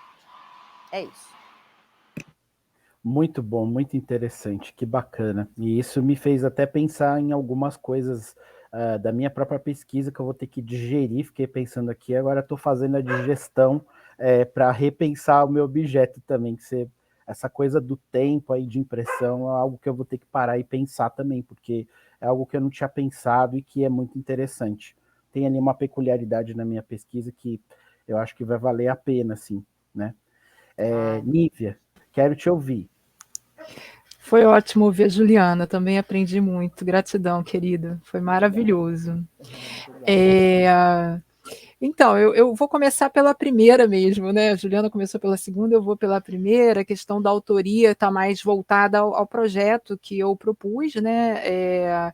Como eu falei aqui no início, é um projeto que tem a pretensão de discutir a questão da autoria na obra que é o carro-chefe da tipografia do Arco do Cego, que é o Fazendeiro do Brasil, essa obra que tem 11 volumes, enfim, e que, na verdade, o Frei Veloso não aparece na condição de autor, mas de editor, né, uma vez que os tomos do Fazendeiro do Brasil, os volumes de tomos, eles são compilações, traduções de trechos de obras selecionadas pelo próprio Veloso, né? Então, botando aqui isso um pouquinho de lado, eu acho que é fundamental a gente pensar, e é mais ou menos nessa linha que o meu projeto tem refletido, que quando a gente fala em autoria, a gente tem que pensar dentro da ideia do sistema literário do antigo regime, como a Carla Hess chama a atenção, né? Não estamos falando de autores dentro da perspectiva, né, que o liberalismo vai afirmar a partir do século XIX, dessa noção do autor individual, sobretudo, que eu acho que isso é um ponto de distinção muito importante, partindo do princípio de que esse direito individual também requer, né, a necessidade de um reconhecimento público e material de sua obra. Então, esse sistema literário de antigo regime, ele está submetido a essa formação das redes clientelares, né? E isso, a historiografia vem chamando a atenção para além do campo da autoria, dos impressos, isso. Depois eu posso te enviar a referência, né? Mais corretamente. Mas eu gosto muito da perspectiva que o Chartier apresenta, né, sobre a questão da autoria, que é pensar essa relação autoral de forma dependente e reprimida, ou seja, ele não é o autor, não é o mestre do sentido propriamente, né? E ele é reprimido porque ele está sempre submetido também a determinadas normas. No entanto, né, apesar eu acho que isso serve como um farol para a gente pensar que, no caso em particular do Frei Veloso, toda a sua atividade botânica e toda a atividade que ele vai desenvolver como editor está completamente atrelado, né, afinado com os interesses da coroa portuguesa, é ela que vai, né, financiar as suas viagens, a expedição que ele fez aqui pelo Rio de Janeiro e depois a tipografia do Arco do Cego, que ele não tenha alguma liberdade na escolha das obras, por exemplo, que vão compor o Fazendeiro do Brasil, né? A própria grandeza desse homem, né, como um reconhecido cientista do final do século XVIII, coloca a coroa, né, numa posição de uma certa liberdade a ele nessa produção e na escolha das obras que vão ser traduzidas, escolhidas e que vão compor o Fazendeiro. Então, isso é uma dimensão que, assim, o projeto não caminhou muito nesse sentido, e eu já vou explicar por quê. Mas é necessário que a gente compreenda que o Frei Veloso ele era um cientista de renome em sua época e a coroa devotava a ele muita confiança para a condução de um projeto tão ambicioso como foi, né, do Fazendeiro do Brasil e da própria tipografia do Arco do Cego. E aí, assim, pensando propriamente, já encaminhando para a segunda questão, né, que são as marcas ali de pertencimento da obra, né, a identificação do que pertencia a Veloso, e aí a gente já traz aquele problema da dispersão, né, que se por um lado o acervo do Veloso caminhou de forma muito acidentada por vários espaços diferentes, atravessando o Atlântico, né, indo para Lisboa para o Rio de Janeiro de volta, dentro da Biblioteca Nacional, e isso foi um aspecto que na comunicação eu não consegui apresentar, ele também ganhou novos arranjos, né? Então, isso que hoje na Biblioteca Nacional se denomina muito recentemente como sendo coleção Flora Fluminense, que engloba o espólio do Arco do Cego, que engloba o espólio que veio do convento de Santo Antônio, enfim, toda essa reunião de documentos que o Frei Veloso fez em sua vida, dentro da Biblioteca Nacional hoje se encontra arranjado de forma que para o historiador é dispersa, né? Uma parte está na divisão de manuscritos, outra parte em obras raras, outra parte em iconografia. Então, não é muito fácil, né, dentro desse espaço, a gente identificar esse acervo, né? Eu sei que a Biblioteca Nacional internamente tem feito esse trabalho de reunião e eu já me vali disso de alguma forma, né? De uma reunião virtual do que seria esse acervo, ou seja, quase criar a biblioteca do Frei Veloso dentro da Biblioteca Nacional, mas para nós, né, isso é uma operação extremamente complexa. E aí eu falo um pouco da minha pesquisa e por que ela teve que praticamente parar, porque uma das intenções é justamente comparar, né, um dos volumes do Fazendeiro do Brasil manuscrito com o volume impresso, né, e ver quais são as escolhas de impressão, as escolhas dos textos, o que foi impresso, o que não foi impresso, enfim, esse trabalho, né, que é um trabalho que não só requer, né, a Biblioteca Nacional aberta, evidentemente, mas a necessidade de dialogar permanentemente com duas divisões da Biblioteca Nacional, que é a divisão de obras raras e a divisão de manuscritos, né? Então, esse trabalho que tem que ser feito a partir também, né, da sensibilidade de quem do outro lado, né, dentro da Biblioteca Nacional, está ali para receber o pesquisador interessado nesse tipo de abordagem, né? Então, eu não sei se eu respondi, se eu caminhei para a sua, mas a gente pode continuar aqui aberto a essa discussão. Respondeu plenamente, maravilhosamente. A gente fica... É um gosto, né? A gente vê pesquisas tão bacanas, tão aprofundadas, né? E colegas assim tão... Enfim, é realmente muito legal. A gente fica muito feliz com a realização de um seminário com um diálogo desse nível de pesquisa, muito interessante. É muito bom, Daniel, né? Obrigado, Nívia. Daniel, fala com a gente também. E aí, você pensou alguma coisa a respeito dessa questão de função de autor, desse financiamento dessas obras, como é que é essa relação aí, digamos, dessas trajetórias, dessa circulação? Conta um pouco para a gente da sua pesquisa. Eu acho que tá dando um eco. Tá, agora foi, né? Eu ainda tô me ouvindo, acho. Ah, não, agora foi. Assim, eu até fico numa posição relativamente confortável para até a escolha do estudo do Ministério acaba, num certo sentido, trazendo um certo conforto, tanto em relação a essa questão arquivística, como em relação ao tipo de vestígio que resta disso, porque era uma documentação, eram atividades que precisavam deixar esse traço, digamos, de uma contabilidade e da própria negociação. Então realmente, assim, eu fui... assim, em vários momentos eu tive essas surpresas, né, de achar num determinado códice, um código sobre viagens de exploração, aí tá lá no mesmo códice tem as cartas da negociação da publicação, que eram pontos que aparecem citados na bibliografia, mas às vezes, dependendo... Assim, eu não achei nenhum códice que ninguém tenha visto, não é isso. Mas às vezes, quando é um historiador mais preocupado, por exemplo, com o projeto colonial ou com o que de fato aconteceu na viagem, ele cita o problema da publicação, mas não cita, por exemplo,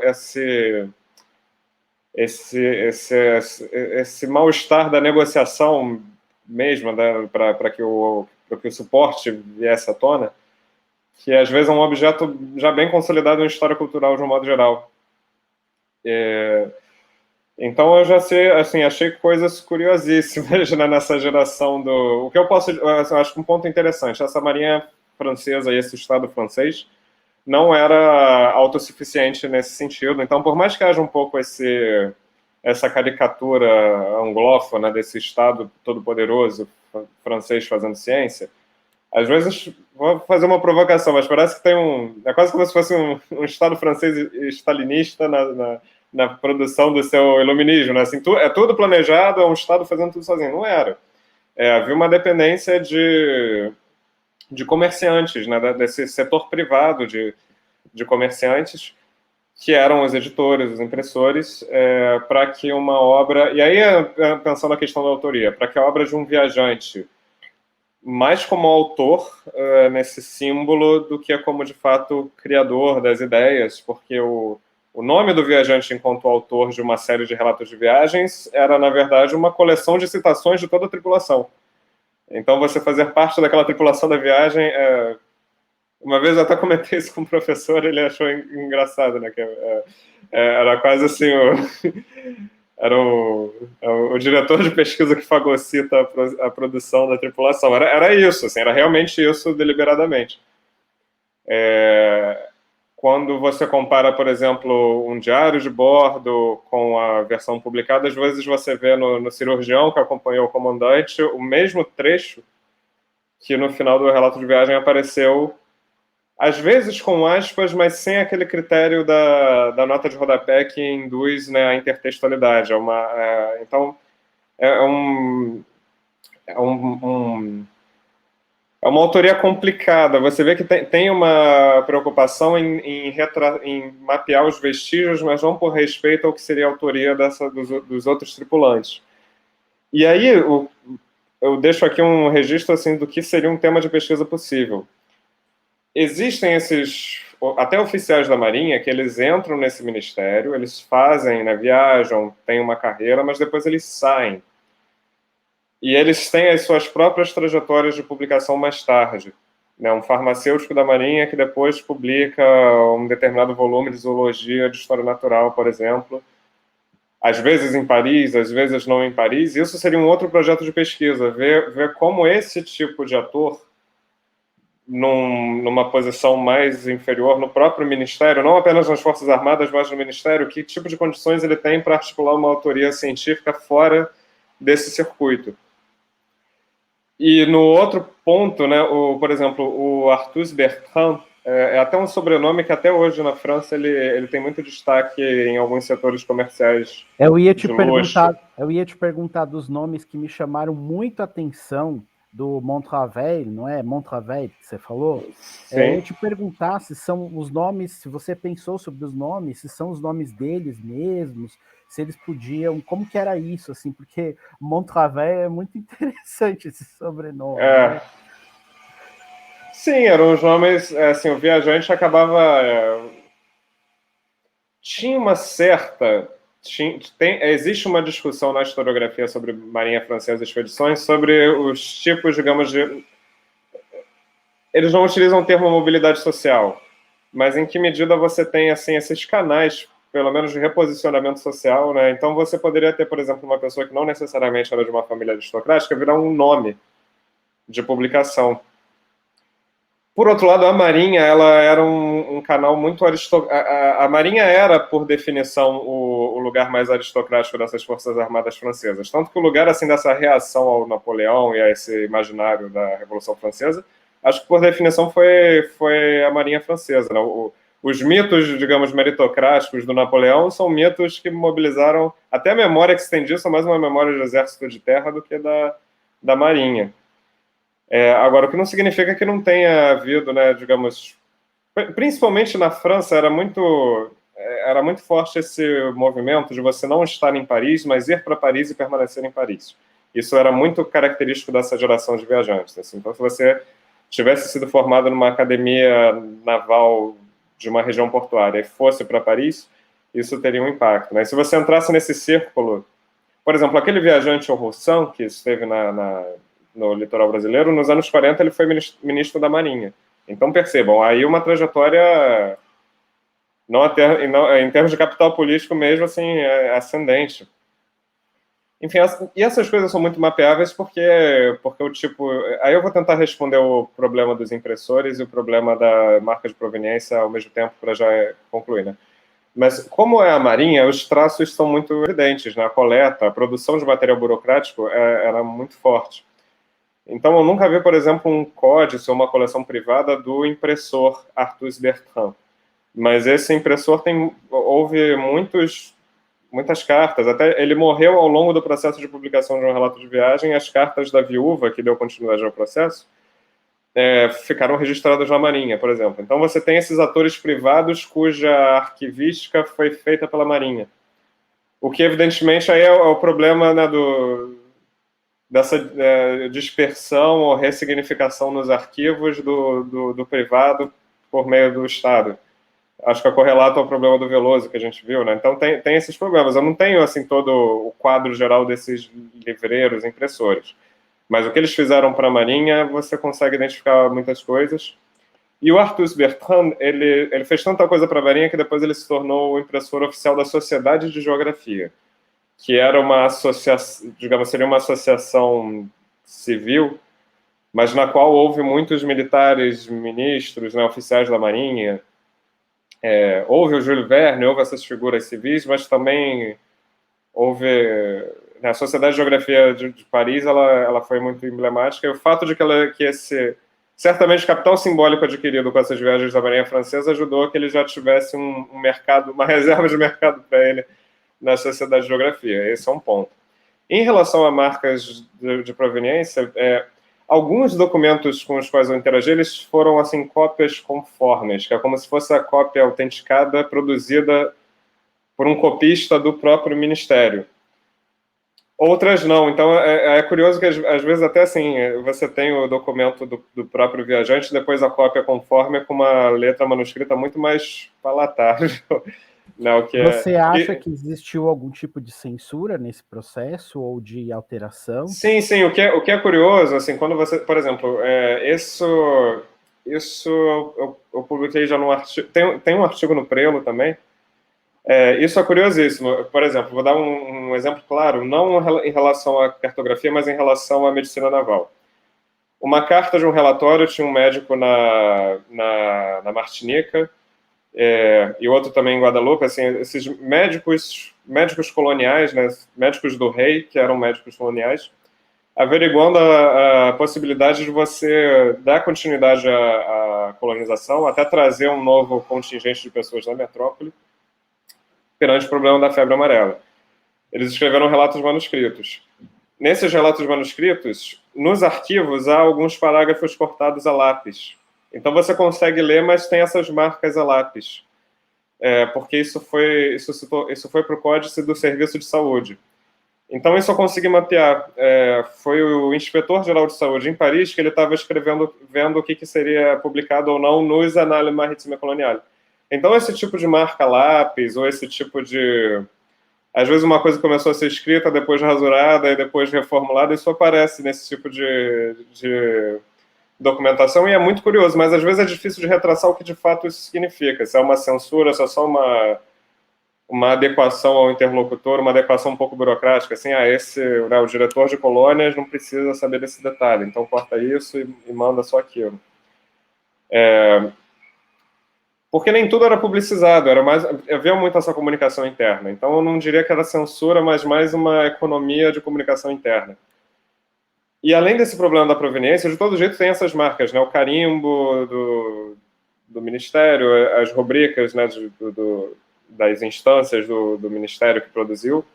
O que é mais difícil para mim é mais o destino dessa comunicação em termos de arquivos. Porque, por exemplo, nos arquivos coloniais que estão em Aix-en-Provence, é mais no sul da França, né? Às vezes você vê, por exemplo, né, cartas enviadas de Paris à Guiana Francesa em relação ao Museu de História Natural da Guiana Francesa. Ou então, como aquelas cartas que eu trouxe, que eu mostrei, não, eram cartas escritas em Cayena, mas pela direção das colônias. Eu já vou concluir esse comentário, tá?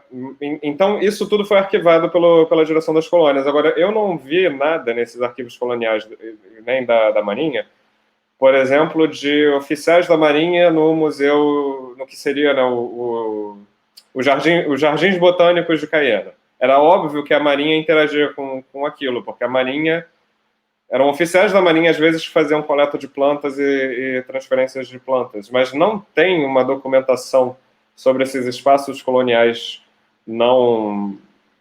Digamos, espaços civis coloniais, isso não foi tão arquivado por meio da Marinha, no mesmo nível em que houve em relação à França metropolitana, porque tem vários dados sobre o Museu de História Natural de Paris que foram arquivados na Marinha, em função dessa comunicação contínua. Do mesmo jeito que as coisas da Marinha nos arquivos do Museu de História Natural.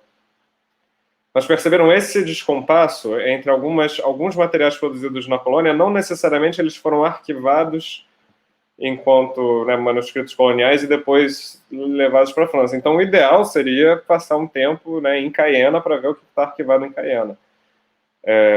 Embora haja muita coisa produzida em Cayena que foi para a França metropolitana. Então, esse é um desafio, né, um desafio que a pandemia e o financiamento sufocaram, mas são, assim, permanecem desafios de longo prazo, né, para pensar. Por exemplo, eu gosto, só para fechar, o caso de Cayena é muito interessante porque tem uma circulação muito forte entre Cayena e o Pará. De modo, assim, existe um circuito, né, Guiana Francesa e Pará, muito dinâmico em termos científicos, e apesar de todos os problemas entre França e Portugal, ou, digamos, França e mundo luso brasileiro, digamos assim, às vezes havia uma circulação que se mantinha apesar disso, né? Uma embarcação francesa que parava em Belém por um tempo e fazia uma determinada coleta de plantas, e que testava, né, essas espécies em Cayena. Então, é um objeto de estudo, assim, caro para nós brasileiros também. Assim, tem muita coisa sobre o Pará nesses registros coloniais. Então, fica para o futuro, né? Obrigado. Eu vivo esse problema também da dispersão, porque a obra a obra que eu estudo, ela também demanda uma pesquisa em vários lugares, né, na Península Ibérica, arquivos ibéricos. Agora eu descobri que tem uma parte que está em Roma, outra em Paris, e tem uma parte que está na Venezuela. Então, a gente lida com isso o tempo todo, e é muito difícil mesmo. A gente teve as dificuldades da pandemia. Gente, eu vou pedir para vocês fazerem as suas considerações finais, para vocês se despedirem, porque eu tenho que passar para a mesa de encerramento, tá certo? Então, vamos na mesma sequência, Ju, Nívia e Daniel, por favor. Ju, suas considerações finais. Microfone. Desculpa. Então, eu gostaria mais uma vez de agradecer, primeiramente, a iniciativa desse primeiro Congresso Internacional de Pós-Graduação, que, de fato, como você disse, Marcos, é maravilhoso estar aqui, participar e ter a oportunidade de dialogar com pesquisas tão profundas e com um grau de novidade absurdo. Daniel, a pesquisa da Nívia, minha querida amiga, a gente já conversa há muito, então já conhecia e sei da potencialidade maravilhosa dessa pesquisa e sempre me apaixono. E conhecer essa pesquisa, Daniel, para mim foi assim incrível, porque de fato traz um olhar outro, né, de outros sujeitos, de como pensar esses documentos em trânsito muitas vezes, né? Então, isso é muito interessante. Depois, deixa seu contato que é para a gente conversar mais, porque é incrível. E é isso, eu acho que a USP é a universidade que e é maravilhoso fazermos parte dessa universidade, justamente porque estamos num momento em que E temos que valorizar a pesquisa, temos que valorizar a universidade pública, temos que nos unir contra todo essa destruição que está acontecendo no nosso país. E e agora é o momento de dizer isso, né? Somos pesquisadores que valorizamos a nossa trajetória, que valorizamos a universidade e queremos continuar vivos e resistentes. Então, e estamos aqui para isso, para fazer do conhecimento da ciência e da nossa amada história um espaço de interlocução profícua para um futuro democrático. Essas eram as minhas considerações. Obrigada. Ju, um espaço de resistência e existência, né? Sobretudo nosso. Resistência e existência, complementando. E mandando um beijo também para a Adriana Angelita, que deve estar nos assistindo, querida, maravilhosa. Um super beijo para você, viu? Eu já sei que ela deve, se não ver agora, ela vai ver a gravação. Com Nívia, certeza. Suas considerações, querida. Linda, Juliana, né? Então, eu acho que o que ela falou no final, eu quero pegar aqui o gancho, né? Eu acho que a ocorrência de um seminário desse porte, né, com pesquisas tão produtivas como nós, né, somos capazes de acompanhar aqui, são fundamentais demonstrações de resistência e existência em um momento, inclusive, né, que acabamos de ter a notícia do corte brutal de mais de 90% das verbas, né, destinadas à ciência nesse país. Então, eu acho que pesquisa nesse país é, sobretudo, um ato de resistência, né? Porque aqui há pouco vocês também falavam, Daniel falou, o Marcos falou, dessa dispersão, né, que eu também sofro com a minha pesquisa, dispersão documental, que obriga muitas vezes a garimparmos em arquivos de países diferentes, e tudo isso, né, é muito dependente do financiamento, e, portanto, é fundamental que a gente lembre aqui. Eu não falei no início, mas também gostaria de registrar que essa pesquisa que eu desenvolvo, né, sobre a tipografia do Arco do Cego, ela contou com 6 meses de uma bolsa CAPES, que foi conseguido, né, esses 6 meses de financiamento, com muitos esforços dos pesquisadores lá do INCT Proprietas, coordenado pela professora Márcia Mota. Esse INCT que tem uma importância fundamental, porque ele foi um dos últimos, né, a serem concedidos ainda no final de 2015, e que é o único, inclusive, de ciências humanas, né, para a gente valorizar mais ainda, e que discute essa dimensão da propriedade a partir de campos de saberes diferentes, né, do direito, das ciências sociais, da dança, do cinema, da história, esse conceito de propriedade, antes mesmo dele se firmar como sendo, né, essa ideia liberal que é tão introjetada da ideia de patrimônio e de direitos para um só indivíduo, quando a gente deveria pensar e refletir bem mais a experiência dos direitos no plural, né, coletivamente. Então, dito isso, gostaria também de agradecer a organização do evento, agradecer a iniciativa, a essa experiência tão acolhedora também que o Marcos Veiga aqui nos proporcionou, que foi fundamental, e, enfim, dizer que seguimos aqui resistindo, né? E dialogando aqui com todos os amigos e colegas. Obrigada. E agora eu complemento, resistindo, existindo e trabalhando, né? E dialogando. E muito, né, Nívia? Muito. Aqui em casa com gêmeas, correndo a casa, enfim. Aqui a pandemia também. também traz a experiência da pesquisa para outros espaços, né? E no A espaço gente já teve 2 propostas de novos seminários, um é para pós-doutorandos pais e mães, Opa, e o outro é pós-doutorandos na pandemia, com pais e mães e não pais e mães, para a gente discutir. Mas a gente conversa sobre isso, serão convidados, com certeza. Oba, eu convidados. quero. Daniel, fala com a gente.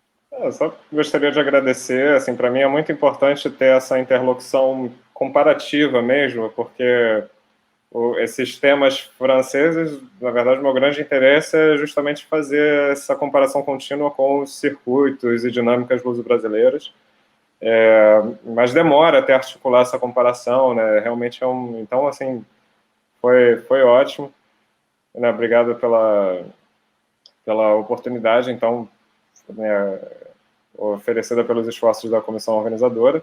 E queria também assinar embaixo o que tanto a Juliana como a Nívia disseram. Assim, realmente tem sido um momento muito delicado, não só na dimensão da vida privada, né? Assim, assim, organização da carreira, pagar as contas, assim, tem o aspecto da vida privada e o significado público do que a gente faz também. Mas essa interlocução renova as esperanças. Então, muito obrigado. Né, e boa continuidade de trabalhos para todos nós. É isso aí. Dito isso, um abraço para vocês e para a nossa audiência, para as pessoas que nos assistem. E eu aguardo vocês lá no auditório, porque nós vamos fazer o balanço de encerramento. E eu acho importante que vocês nos assistam. É bem breve mesmo. Nós vamos. É um balanço que vai durar no máximo 30 minutos. Se não conseguirem, por favor, vejam a gravação depois, porque eu acho que isso tem a ver com as nossas vidas e com o futuro da pesquisa no Brasil e os impactos institucionais e, sobretudo, pessoais em relação ao pós-doutorado que a gente queria compartilhar com vocês. Tá? Mas fiquem tranquilos que vai ter a gravação e a gente depois passa para vocês vão conseguir assistir. Ô, Marcos, deixa eu só fazer uma pergunta. Pode fazer. Para a gente assistir esse encerramento, tem um outro link. Não, vocês vão entrar pelo site do evento, e aí lá no site do evento é no auditório. Ah, tá. Tá bom? Gente, até mais. Uma boa tarde para todos e a gente se vê lá no encerramento. Tchau, tchau. Tchau.